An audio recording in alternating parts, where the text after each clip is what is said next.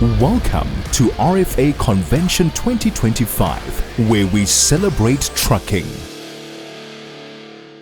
Good morning, everybody. It's a great honor for me to be back here. Thank you, Gavin. Thank you to panel. Thank you to the board members. And thanks to yourselves for voting my speeches the way that you do. And I hope that you continue to do so. I enjoy coming here and playing golf with you. Thank you.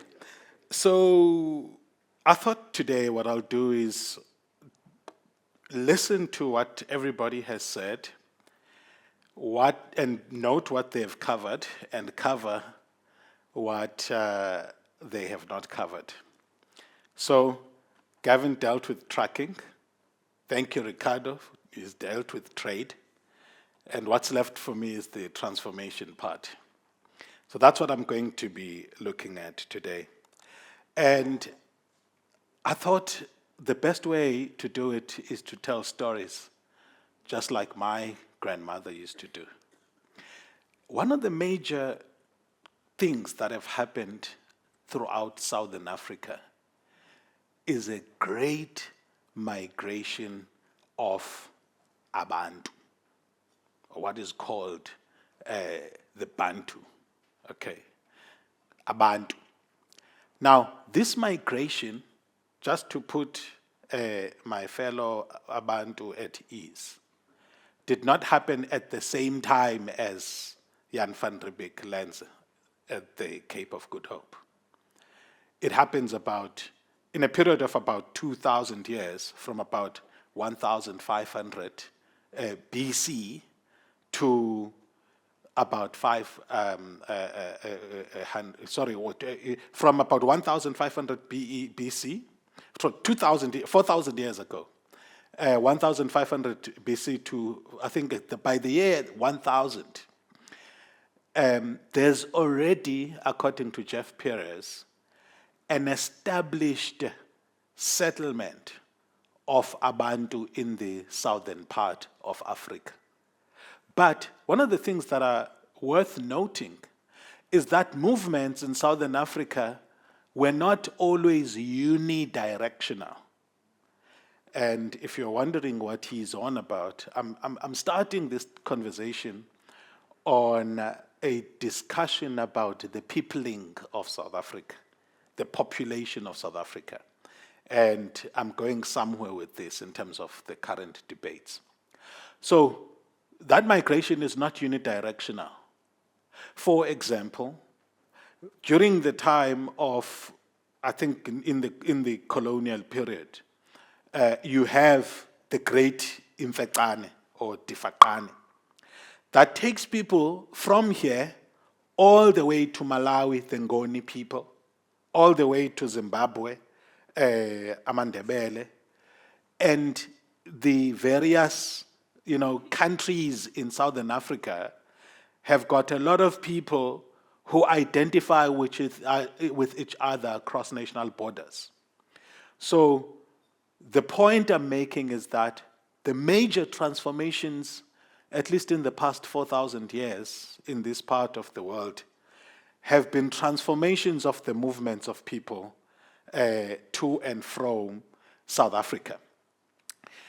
We know that in 1652, Jan van Riebeeck settles with the descendants of, the would-be descendants of the Afrikaner as the Dutch. And the intention for that is to make sure that there are supplies to vessels. And by the way, before that period of settlement, there had been trade for about 20 years between the Khoi and Jan van Riebeeck. In his own journals, this is extracted. He had been trading with the Khoi. Also, Jeff Perez says that in Southern Africa there was international trade, in terms of which amaXhosa, what do they call weed? Itach. Tsubalabatwa. So so amaXhosa used to sell tsubalabatwa, that is weed, to the Khoi. Sorry, abattoir, it's in fact the word Bushman now is now an accepted word. So to abattoir, as well as the Khoi and the San. So they sell weed to them, the Abattoir because they are hunting. They sell ivory to them because wood process and make jewelry. Okay, so you've got this trade that's taking place. And then also there's assimilation of people. There's mutual influence. So Amaxhosa get the K and the K from Abattoir. But also we got people from Abattoir. Usiya Kolis is a descendant of Abattoir clans, or Gwashu, Gugugu, and all these clan names, Osukwini. So there's intercultural national formation. So you've got the Dutch coming in on the Cape, and the colonial period intensifies as the British, realize the geostrategic positioning of the Cape of Good Hope in terms as a port to control in terms of global influence and power. What that does is it starts events that would lead to the Great Trek. And those of you on social media, you will know that there's been a new formation, and I'm going to leave it to Bongani to say. I'm not yet 50, so I'm going to leave it to him to say. The great something, okay. Anyway, so it leads to further movement inland by these Dutch settlers who then become the Afrikaner. Then what I want to talk about is that, the history, because my intention with this is not to repeat the whole thing, but to say South Africa is a country, nation, geographical space whose identity and nationhood has been negotiated over time by different groups for different reasons, and the consequences of that are both mutually beneficial. So Abantu, for example, were moving with iron smelting, agricultural technologies, which they bring to the rest of Southern Africa from up north. Okay, and I mean, Phakamisa Nzamela, in his book, he tells us there's a lot of archaeological evidence, among other evidences, of mining by around 1000 up in Limpopo. Down there, then you come to the time of Shaka. What makes Shaka to be a great king is the perfecting of iron smelting and the making of, the weaponry, that the spears. Thank you, Sister Slot. So you've got this taking place. You've got the colonial period. The wars happen. Amaxhosa have got a 100-year war. There's wars with the Zulus and everybody else.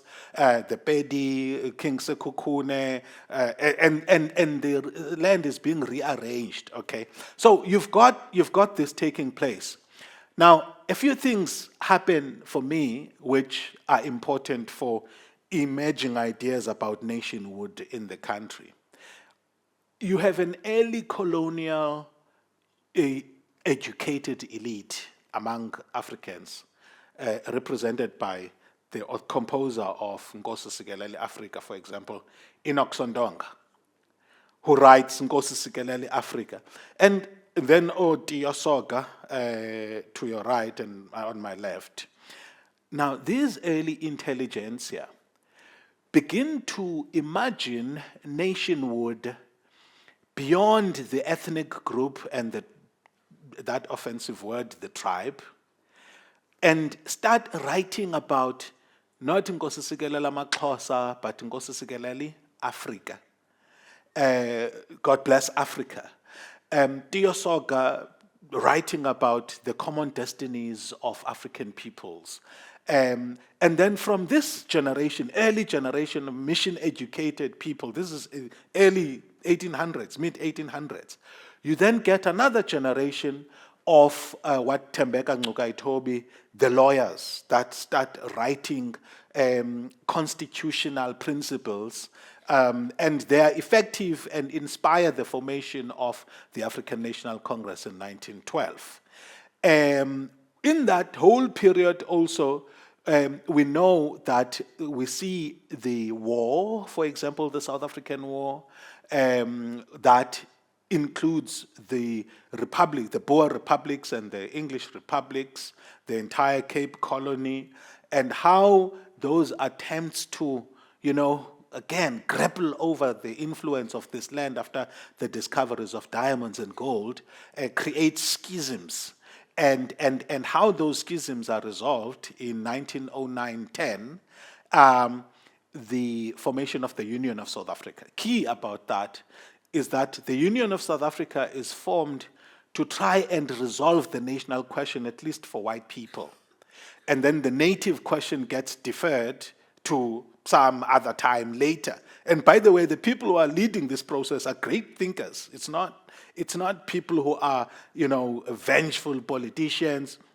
It's people who are great thinkers. Jan Smuts sat in the British Council later on in his life, World War Council, an influential global leader, very instrumental in the formation of the United Nations, among other things. So, point is, there's a white nationalism that develops in 1910 that attempts to resolve the poverty issues, the other security issues for white people in that period.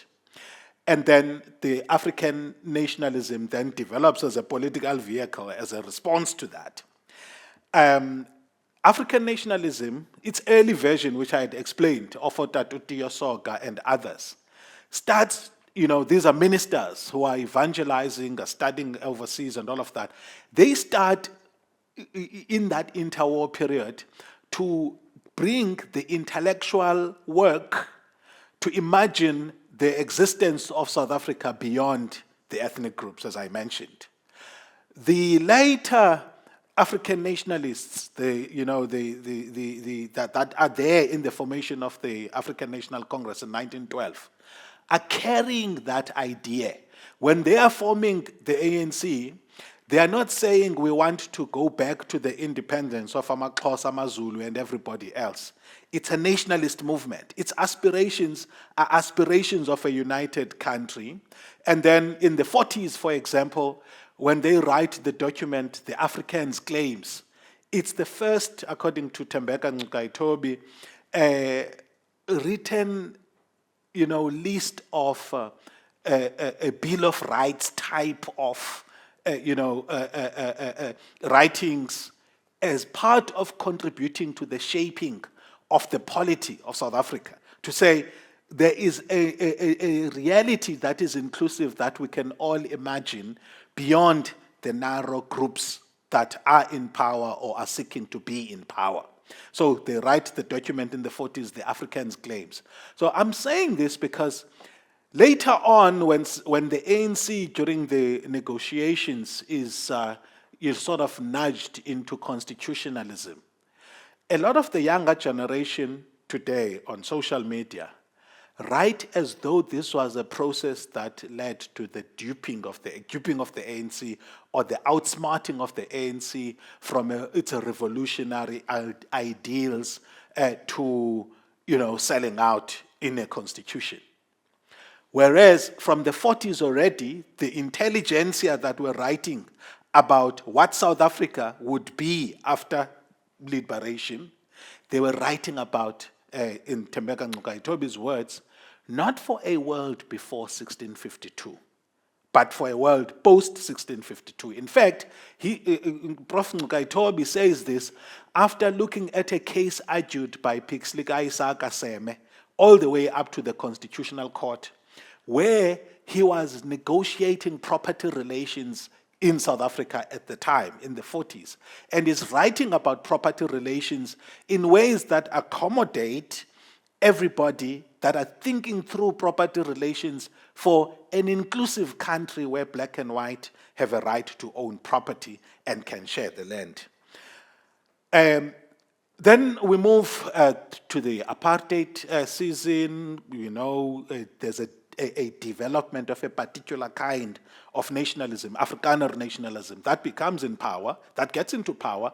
And one thing that Sampitere Blanche says about what this version of nationalism did is that it was able to solve for the poor whites problem by, for example, the range of institutions, the IDC, ISCO, ESCOM, the other ones, you know them, which started to solve for example, the engineering and manufacturing of South Africa, which at the time had always been seen as, in fact, before then, South Africa's industrialization was delayed because there were always perceptions that our economy was too small. But once mining started to grow, on the back of mining, industry developed, and as a result of that, you had in a very visionary formation of state-owned enterprises in the debate about privatization and the state. And those state-owned enterprises formed in the 20s and all the way through are able, within a very short period of time, by the 1970s, to deal with the issue of poor whites. There's acceptance across the board that by that time, the 1970s, there had been dealt, white people, the poorest among them would be working class, and working class who actually had, you had a home that you were paying, owing to a bank, you had a car, you had your kids that were going to fair. Anyway, also at that time, there begins to be an increased focus on saying, relax apartheid. Both business and government, as well as obviously the political pressure that was coming, keeps saying, now South Africa is heavily industrializing, out of import substituting industrialization, by the way, looking at what Trump is trying to do. South Africa became heavily industrialized in a period called the Golden Age of Apartheid from the 50s to the 60s, precisely because of import substituting industrialization, in terms of which the governments of the time prescribed to automotive manufacturers to say, you will not have South African vehicles that do not have this much content of locally produced components. And as a result of that, the city I am in Gqeberha, today we've had over 150 automotive component manufacturers, East London, Roslyn, and everywhere else, we saw the rapid development. We got global commodities crisis in the 70s, and then you've got a downward spiral until 1992 of the South African economy, because at that time, apartheid is no longer profitable. South African business needs skills in huge numbers, but those skills were prevented from developing because those under job reservation policies, black people were not allowed to have those skills. So business puts pressure on government to say, you have to relax these laws. Because at that time, when there was a need for skills, so the skills mismatch actually became very pronounced in the 70s throughout. I've said all of that to say, 1994 comes and we see the coming into power of one African nationalism from a potential point of view. But Mandela and them and the negotiators are able to shape this transition to not be, at least as far as the literature of it, as far as the thinking about it, as far as the epistemic community or the knowledge community that supports this political transition, to not be envisioned as the era of the African nationalist, but rather the era of the birth of a rainbow nation. So when the rainbow nation is born, it's born out of a political imperative to say, South Africa can no longer be a country in which those who are in power are able to use that power to advance the narrow sectarian interests of whoever they represent in a clientelist sense. South Africa now is going to become a united country, and it's going to leverage its diversity in order to create an inclusive country for everybody.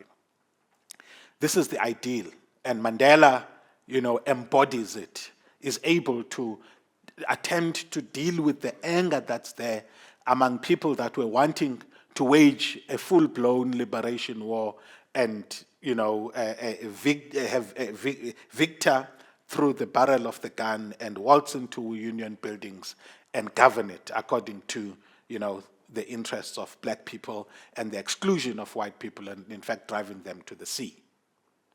So these are quelled, partly because you have a political stalemate, but partly because it had always been envisaged in various brands of African nationalism that South Africa would belong to all who live in it.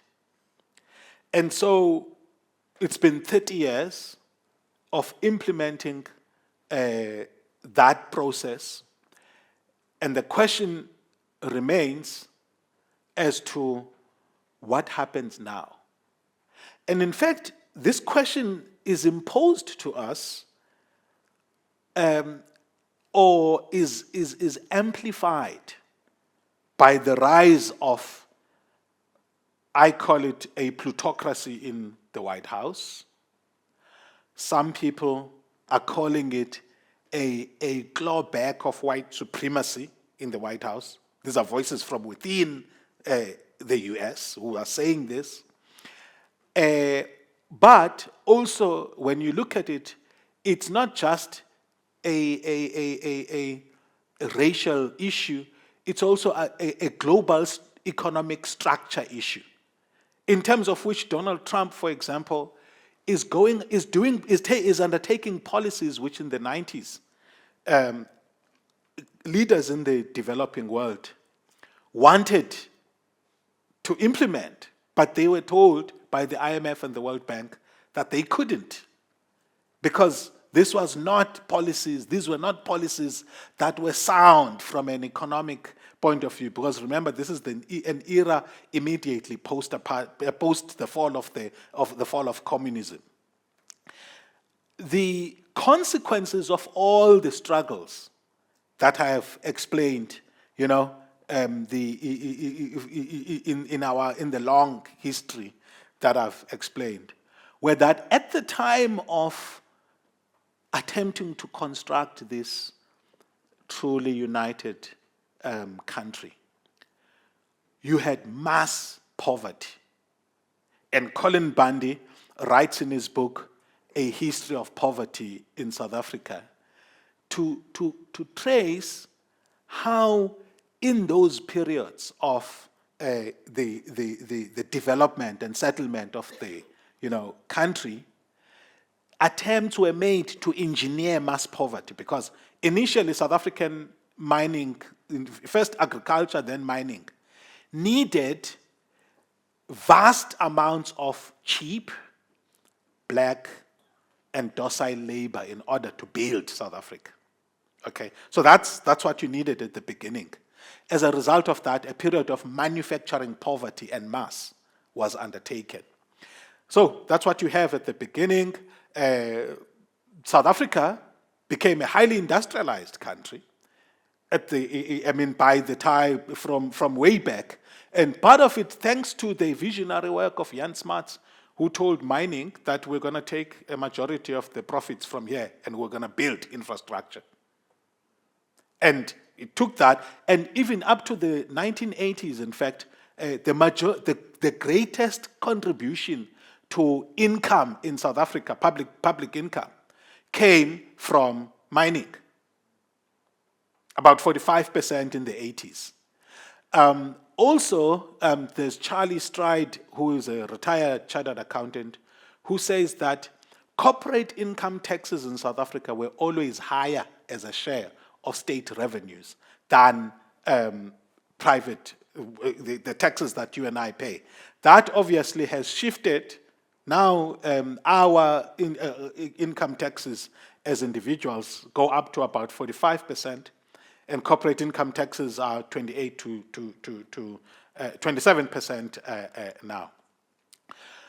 The journey in the democratic period to grapple and resolve this has been to come up with policy. There was redistribution and development plan, but that had just 2 years, and then the growth, employment, and redistribution was undertaken as a policy gear. The reason why gear was undertaken was that the RDP required a lot of a healthy, balance sheet on the part of government, healthy finances, healthy asset base, but the state was bankrupt. There was the debt was very high. The debt to wage wars and to defend apartheid, it was very high.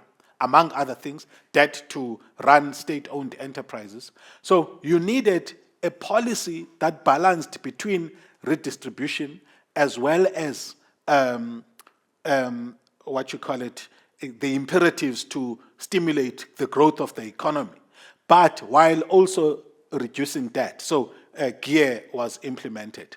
Transformation policy gets implemented as an attempt to deal with what at the time was a poor Africans problem. And transformation legislation creates pathways for upward mobility through employment equity and then through black economic empowerment. Those are going to be dealt with later. Broadening access to services. This is crucial. So part of what gets to be done in the last 30 years is to bring about service connections to people who had remained outside of municipal connections, water, electricity, and all these other things. The thing about this is that when these were being implemented rapidly, the ANC started growing, it gets 2/3 majority in 2004, and it looks like the economy is growing, obviously. In that period, at averages of about 3.3% until about the time of the global financial crisis. And things seem well until these mass connections to services. Until focus changes, especially among the black population, from being grateful about the service connections to being concerned about the quality of those connections. And so from 2009, consistently you see the vote being withdrawn from the ANC until it culminates in 2024. There are major developments on the economic front that are done. Starting with society. So society is deeply divided in South Africa. I mean, nothing explains these divisions like manipulation by badly meaning groups. So people come from outside, in fact from domestically. We saw, for example, during the Bell, Pottinger and the Gupta's period, that public sentiments can be manipulated very quickly. Now we are seeing an even bigger psyop than Bell, Pottinger, the one that's coming from the plutocracy in the White House. Society has been divided and hugely divided. And the spatial divisions are precluding the development of what RASI has done.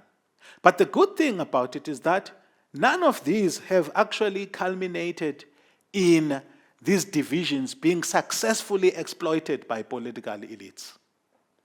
The divisions are there. They are what we call in civil war theory the permissive environment for civil war. But it's throughout history, it's never been the permissive environment itself that triggers war. It's always been the rise of elites who want to advance their own interests that actually triggers and exploits a permissive environment for a civil war to turn into a full-blown civil war. In the last 30 years, we saw a doubling of the size of the economy in South Africa, reopening to international trade. There was significant growth, but concerns about how it was not being shared. Unemployment, inequality, and poverty remain. and the concentration of the South African economy, whether it be geographically, in terms of ownership, among others, remains a big issue that is of concern for us. So, what are the implications of this in this last 5 minutes that I have? It's important for people to remember where they come from in order for them to appreciate where they are. Don't think that you are feeling the tension that comes as a result of the content I'm presenting alone. I myself standing here, I am feeling it. Self-doubt is coming. Why are you doing this? Why are you poking? Why are you pricking? Why are you doing?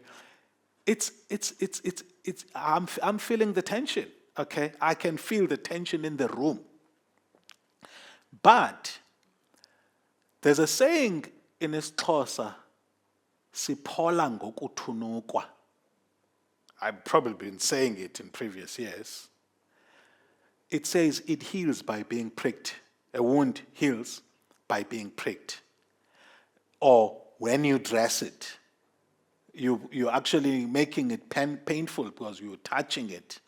But you're not touching it to make the wound to be worse. You are touching it as part of a process of trying to ensure that it is addressed and you are able to overcome it. Part of the reason why I felt at liberty to go this direction this year is because we don't have a major political event. And I thought that if we are able to allow the freedom that is given to us of not having a major political event in which we have to interpret and use the crystal ball to determine where it's going to go, why don't we deal with the latent issues which, regardless of which politician comes up, they always want to exploit for political gain than to deal with the issue. If you look at the politics of South Africa, all of it is about how to negotiate the tensions which arise from who's got a right to live here, who doesn't, who's got a right to participate in an economy here, who doesn't. And when we leave it to politicians to lead the process, we leave it to people who thrive on exploiting public sentiments in order to secure office, not to truly deal with the public sentiments so that we can have a healed nation that is able to thrive. So, whether it be, so our politics, for example, are driven by organizations and interest groups that are exploiting the swart gevaar narrative, which for them to succeed throughout history, it's always been the need to manufacture the coming of the dangerous black man who's going to come and kill you. On the other side, the politicians of today, African nationalist in orientation, thrive on the idea of the white person who is resisting the addressing of poverty of black people. But wherever you go in South Africa, I met white, black people. I am yet to see, I personally as Ongama, I am yet to experience an environment in which there's so much tension as politicians paint them, where I'm like, no, this person doesn't want me to succeed here. They are creating the average South African is living in a country where there's a relative openness. But there are those who actually fit into this broad, categories that politicians exploit. And us as a society have got to address, in a truly committed way to our common vision as a country, to address, these social cleavages that create space for divisions to be exploited by the political elite. So part of it has got to do with business broadening its role when it comes to what are the pathways to an inclusive country in South Africa. The one point that I would like you to remember, if you forget everything that I have said, it's locked up in what Madiba said. It's now in your hands. And there are practical ways in order to show this. It's not a high philosophical construct that has got no practical implications for us. There are ways in which we can conduct business in ways that help us to advance. Yesterday, I had a lovely chat with Oli. I don't know where he's sitting, and how he is moving food that is designated for landfill sites and is redistributing it through using your trucks there. Wow, I nearly cried yesterday as he was telling me the story of how he's able to redistribute food designated for landfill sites to people who, in fact, wouldn't be able to buy. And it's an interesting, it's the kind of examples that we need. The other examples are examples of economic inclusion, where we have to foster the paths. How economic empowerment has been done throughout history. It's always been willingness and according skills, and you are able to do things. I would have failed if I don't mention this. I know now as my time is up. So my son comes to me last week and he says, "Dad, we are going to have a game as a school that is really amazing." Because there was this meeting where Coach Rassi called all the key, a select group of coaches as part of a process of building a national strategy for success for the Boks, Amapokopoko. And he says, I'm fascinated by how we are playing. And I said, here is an example once again of how great a statesman Rassi Erasmus is. He's mastered the art of how to create a pipeline that is increasingly diverse, but without losing focus on how to catch a mouse,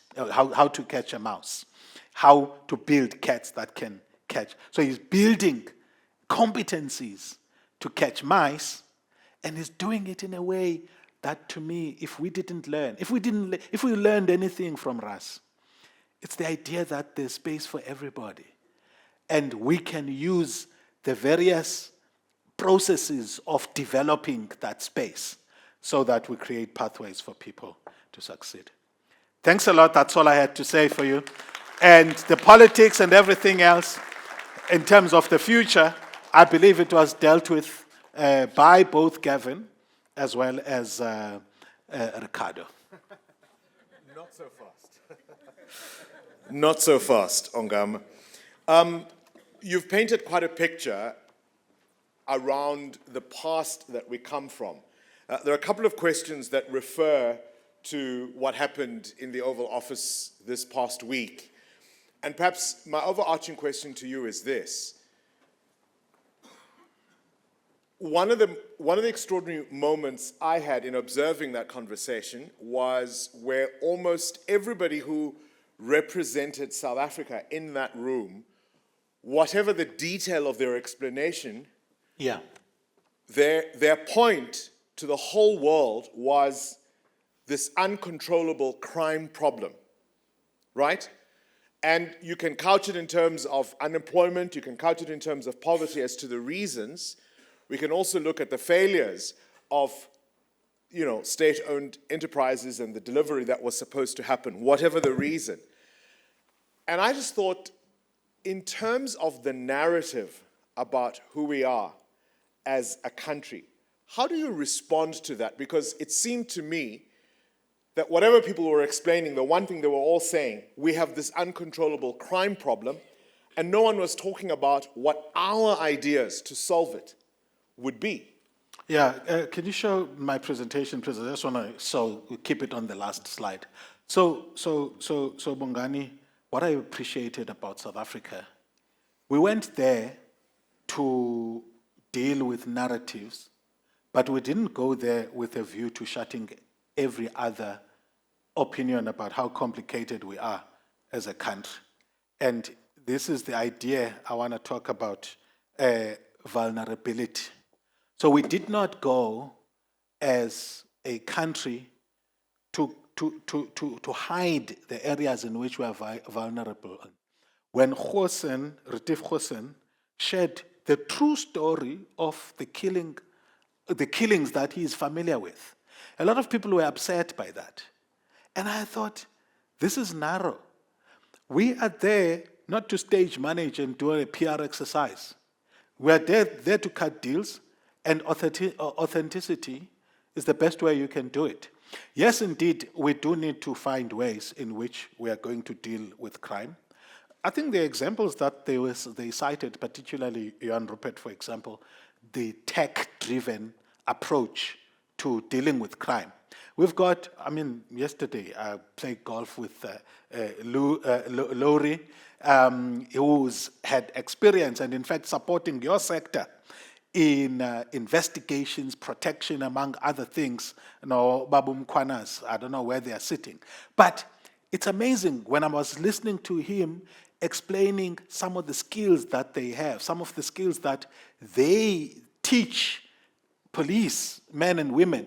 So we have to focus on competencies in South Africa, build competencies, use our old talent that is there. Sorry, Laurie, I don't mean you old in that way, but you did say you're retired.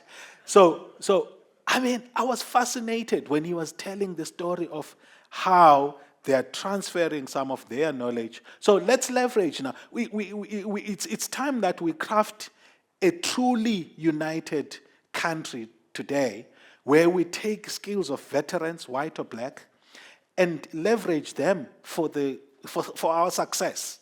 I don't think that 30 years into democracy, we should still think that the mechanisms we started in 94 must be left untouched. We must rethink them. We must find which ones remain, and I think there's a few of them that remain, but there are also others that should say, actually, that one you can modify, that one you can keep, and all of that. Thank you. So you can care about the color of the cat, but you can also catch the mouse. You can.